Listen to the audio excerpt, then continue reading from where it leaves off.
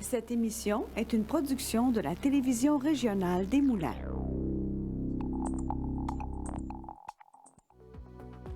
Avec la collaboration de la Chambre des commerces et d'industrie Les Moulins, le CFP des Moulins et le CFP des Riverains, fiers partenaires de Fibre E.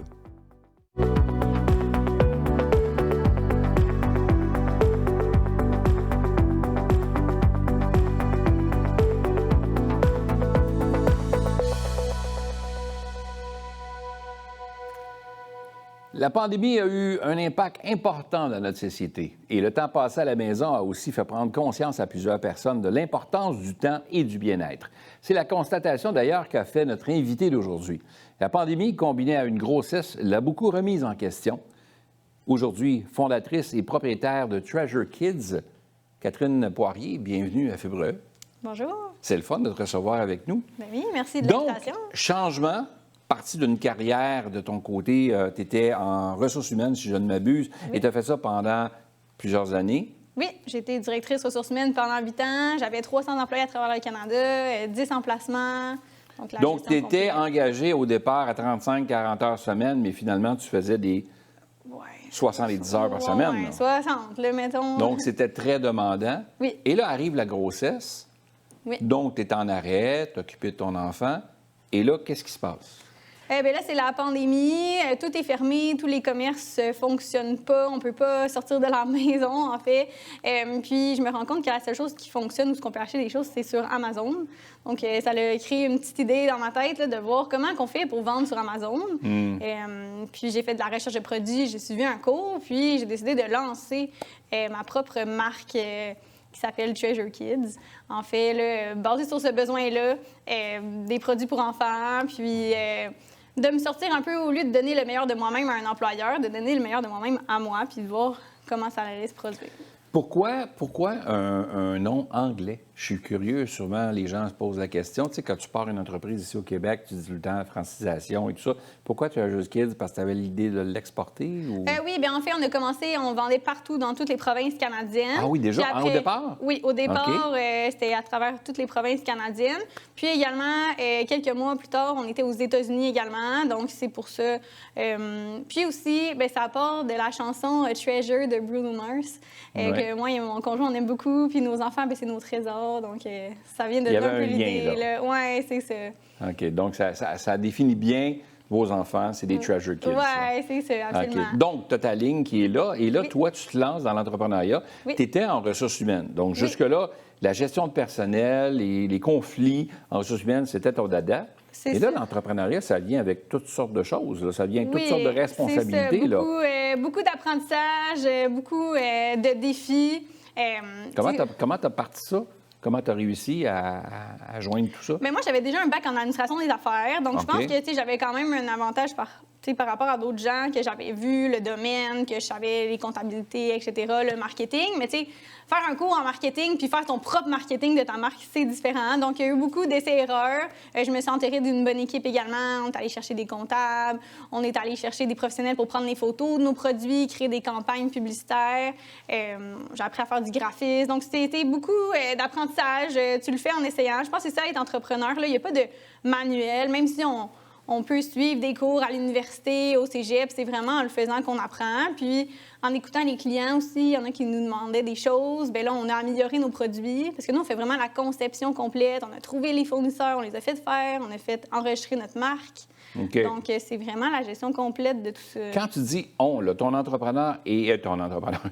conjoint, ton époux est déjà entrepreneur de son côté dans la vie. Oui, c'est lui qui m'a poussé à partir à mon compte, mais 2 travailleurs autonomes avec pas de salaire fixe, ça me faisait peur. Moi, j'avais comme la grosse job stable, puis lui, il faisait des projets immobiliers, tout ça. Donc, mais là, il a dit « Catherine, t'es capable, aie confiance en toi », puis ça m'a vraiment comme donné le go pour le faire, puis je le regrette pas aujourd'hui, puis j'ai même parti une autre entreprise. C'est ce que j'allais te dire, là, Oui. Ce qui fait que la piqûre de l'entrepreneuriat, là, c'est vraiment toi, là, maintenant. Là. Oui, absolument. Fait que si tu refaisais le même chemin aujourd'hui, est-ce que tu prendrais une route différente ou pour arriver à la même place que tu es aujourd'hui? Est-ce qu'il y a des choses que tu as apprises en cours de route que tu ne referais pas pour les gens qui écoutent, dire, bien, peut-être éviter telle chose ou éviter telle chose parce que ça m'a ralenti ou... Bien, tout dépendant. Là, moi, je pense que tu sais, entrepreneuriat, tu peux commencer très jeune. Tu n'as pas nécessairement besoin d'aller à l'université, mais moi, j'en avais besoin dans mon parcours personnel. Moi, mon père, il a un post-doctorat. Toute ma vie, il me dit, Catherine, tu veux faire de l'argent, il faut que tu ailles à l'école longtemps. Donc, moi, j'avais besoin d'avoir des études, j'avais besoin d'exercer un poste de direction. Moi, je voulais atteindre un poste de direction avant l'âge de mes 40 ans. Je l'ai fait à 24 ans. Donc là, j'avais atteint mes objectifs de carrière, si on peut dire que je m'étais dit, puis là, mais tu sais, il y a un certain plafond, hein, de ton maximum de ton salaire, il faut que tu négocies avec ton employeur. Tandis que quand c'est ton entreprise, bien, la limite, c'est toi. Il n'y a pas de plafond. C'est la performance, mais c'est pas garanti. C'est comme un risque, mais c'est de toujours créer plus puis de se faire confiance. Puis tu es 100 libre de ton agenda, tout ça. Puis là, bien, on a commencé à faire des partenariats aussi avec des boutiques. Moi, je voulais plus être juste en ligne. Ça, c'était un défi qu'il y avait. Avec Amazon, c'est très gros. Si tu as besoin d'aide, c'est une ligne en Inde. Personne t'aide. Tu es vraiment tout seul. Okay. Walmart, c'est un peu moins pire. On est sur Walmart également. Mais là, de travailler avec des vraies entreprises d'ici, on est là chez Bébérama, on est à la place Rosemère, de travailler vraiment avec des entrepreneurs ici qu'on peut se parler, de développer des liens. Bien, j'aime beaucoup plus ça là, pour agrandir justement la marque de nos produits pour enfants, puis de créer vraiment un lien. Parce que moi, à la base, je suis allée en ressources humaines parce que j'aime les gens. OK.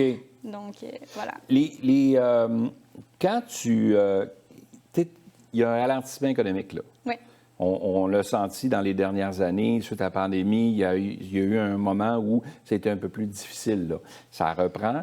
Mais comment tu vis ça, là, à partir du moment où tu lances ton entreprise? Est-ce que tu as senti ce ralentissement économique-là ou tu ne l'as pas senti du tout, puis c'est allé en... Oui, bien, oui, je vous dirais qu'au niveau des ventes, c'est pas juste mon entreprise, mais c'est partout, le ralentissement économique se fait sentir autant, je dirais, au niveau canadien qu'américain. Avant, on vendait nos produits plus chers, on avait moins des belles photos, moins de publicité, on n'avait pas encore de site Internet, puis ça se vendait vraiment rapidement. On avait sold out là, notre première quantité. Puis là, ben c'est plus à compte-gouttes. Même les magasins, mes partenaires, c'est des boutiques, ils vendent pas juste mes produits, ils vendent les autres. Même eux, ils disent que ça le ralentit, c'est le marché en général. Mais il faut pas se décourager, il faut être créatif, il faut continuer à persévérer dans ça. Puis je pense qu'on va sortir de la crise économique éventuellement, mais c'est sûr que nous, on vend des jouets, des produits en bois pour enfants. Et c'est pas essentiel à la vie, comme, mettons, acheter du lait. Là. Donc, pour les bébés, mais c'est sûr que c'est des produits qui perdurent dans le temps, puis qu'on peut donner, mettons, aux enfants après. Là, la grande sœur l'utilise. Donc, nous, c'est toujours multifonctionnel. On essaye justement de créer quelque chose qui est esthétique, mais qui va durer. Circulaire. Exactement. Qui reste. OK.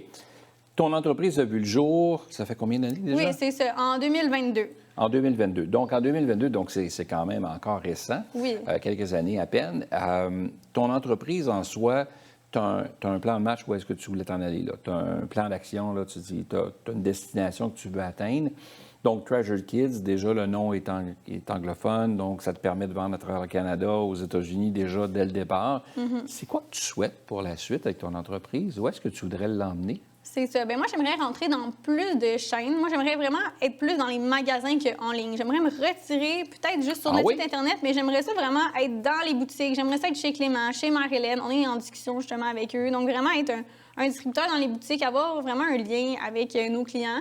On fait aussi des partenariats avec des garderies. Donc, nous, on aide les entreprises à faire des levées de fonds. Au lieu de vendre du chocolat, bien, ils ont des rabais sur nos produits, puis ça aide les garderies à pouvoir faire des activités spéciales pour les enfants. Donc, j'aimerais devenir un partenaire aussi pour les garderies, les services spécialisés. On a un produit aussi qui s'appelle la planche d'équilibre. Ça, c'est bon pour les personnes autistes, même adultes. Donc, justement, d'être... au niveau de l'économie en général, là, dans tous nos produits, c'est ça qu'on vise. OK. Actuellement, là, vous êtes combien dans cette entreprise-là, aujourd'hui? Bien, mon conjoint et moi, puis on a une personne à temps plein au marketing et fait que ton conjoint, es-tu encore dans ses projets immobiliers ou il est simplement avec toi à temps plein là-dedans? Non, projet immobilier, on dort pas beaucoup. Choses, là. Ouais, c'est ça. Non, c'est ça, là. Fait que dans le fond, tu t'ennuies de ton travail à 70 heures par semaine qui était moins exigeant que l'entrepreneuriat. Bien, je m'ennuie pas dans le sens que je préfère la flexibilité que ça m'apporte. Puis, tu sais, dans le fond, moi, mes enfants, bien, le matin, je vais pas les porter à la garderie en courant à 6h30. Là. Moi, je vais les porter jamais avant 9h, mais je retravaille le soir jusqu'à 11h parfois. Donc, tu sais, je crée les fins de semaine, bien, il n'y a pas une journée que je travaille pas vraiment, mais... Tu dirais-tu que l'entrepreneuriat t'a apporté... En fait, c'est une façon d'assouvir la passion que tu avais pour ce que tu as eu comme idée là, pendant la pandémie. Tu étais enceinte, puis tu t'es rendu compte que tu n'avais pas accès à rien. C'était juste sur Amazon, puis ça t'a donné cette idée-là. Ouais, c'est ça. Mais là, maintenant, même si tu fais les 70 heures par semaine comme tu faisais avant et peut-être plus, ça ne paraît pas de la même façon pour toi. Tu ne le vois pas de la même chose parce que tu ne travailles pas pour un employeur, tu travailles pour toi-même. C'est différent, c'est ça. Puis je peux être en pyjama dans mon salon ou, tu sais, des fois, je réponds à des gens, participer à des salons, tout ça. Donc, c'est moins du travail. À part quand il faut choisir de la comptabilité, ça, j'avoue, j'aime pas ça. Mais, tu sais, la création... Ça vient, parlons-en, ben, ça vient avec les responsabilités des entrepreneurs parce que si tu ne sais pas compter, si tu sais pas compter et tu ne fais pas tes chiffres, à un moment donné... ça ne sera pas trop rentable, ton affaire-là. C'est ça. Fait que tu donnerais quoi comme conseil à quelqu'un qui t'écoute et qui dit, OK, elle ne connaissait pas trop l'entrepreneuriat malgré que tu avais les études et tout ça, puis là, tu t'es lancé, mais on ne peut pas être bon dans tout, là. Est-ce que tu dirais que c'est important de bien s'entourer? Oui, absolument. C'est s'entourer là, de personnes compétentes. C'est sûr, essayer d'en faire le maximum que vous pouvez, mais c'est correct d'aller chercher de l'aide. Il y a des organismes. Moi, j'avais eu des subventions là, à la MRC des Moulins ou avoir un comptable, des gens pour...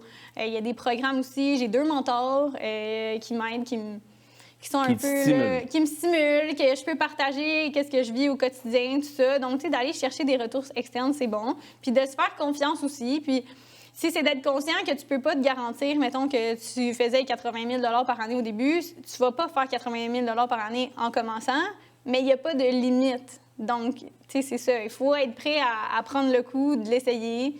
Puis c'est vraiment d'avoir confiance en soi. Parce que, tu sais, on passe tellement d'heures à travailler pour un autre employeur. On donne le meilleur de nous-mêmes, 40, 50 heures à quelqu'un d'autre. Bien, vous pouvez investir ce temps-là en vous, puis voir jusqu'où ça peut vous mener. Prendre le risque, ça vaut la peine. Oui, moi, je pense que oui. On appelle ça un risque calculé? Ben oui. Puis sinon, bien, votre CV est toujours là, puis on peut toujours retourner travailler chez quelqu'un après, là. Tu sais, moi, je pense que... Quand on regarde l'amplitude un peu de ce que tu as mis sur pied, l'entreprise en soi, tu es parti avec le commerce en ligne qui se vendait partout au Canada, aux États-Unis. Là, tu aimerais changer un peu la tangente, puis là, tu t'en vas plus vers les boutiques. C'est ce que je comprends bien. Là. Parce que les Donc, boutiques... tu te retirais là, de... Bien, j'aurais plus grand-chose en ligne, peut-être sur mon site Internet à moi, mais c'est sûr que les boutiques, tu sais, il n'y a pas une boutique... qu'il va accepter de vendre ton produit si tu ne l'as pas vendu. Tu n'as pas une preuve là, que tu existes à quelque part. Là. Donc, Amazon m'a permis de faire ça. Mais moi, je cherche le lien, la relation client, puis grandir, puis être une vraie marque. Parce que quand je dis souvent aux gens, « Ah oui, je suis sur Amazon », mais là, quand je dis « Ah oui, mais on est aussi à la Place Rosemère, au Carrefour Laval », les gens disent « Ah, OK, c'est une vraie compagnie. » On dirait que c'est plus légitime. Là. OK. Je fais pas du dropshipping. Moi, j'ai ça dans ton sol en pyjama, mais dans le fond, c'est pas une vraie compagnie. C'est ça. Mais tu sais, les produits, on les a créés nous-mêmes. On est enregistrés au bureau des marques. Ils ont une... ça nous appartient. C'est pas juste... On n'est pas un revendeur. C'est vraiment une vraie entreprise. Donc, voilà. Super. Catherine, je te souhaite que le meilleur pour la suite. Bien, merci beaucoup. C'était vraiment agréable de te recevoir. Bravo. Belle initiative. Merci. Merci d'être venue.